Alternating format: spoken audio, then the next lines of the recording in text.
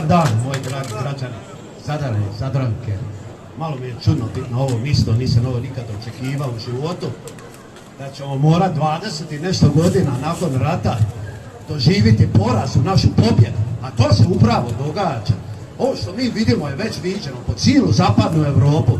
Ne dajte ovim lažljivcima koji tu ima među nama, koji bi nas satrali, potirali bi nas u crnu zemlju da bi ostvarili svoje globalističke ciljeve. Njih ne zanima Hrvatsku, njih ne zanima kršćanstvo, njih ne zanima ovo dite, niti ovog čovjeka, niti nikoga od vas.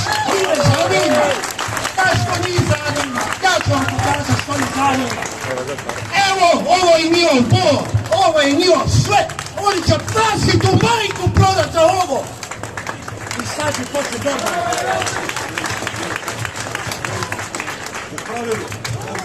U pravilu, to su demoni koji su prodali svoju dušu za opće neka materijalna dobra.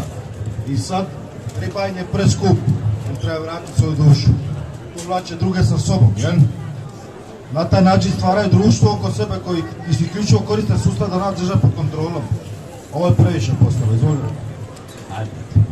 Dobro, ja se ispričavam, ja sam malo emocija.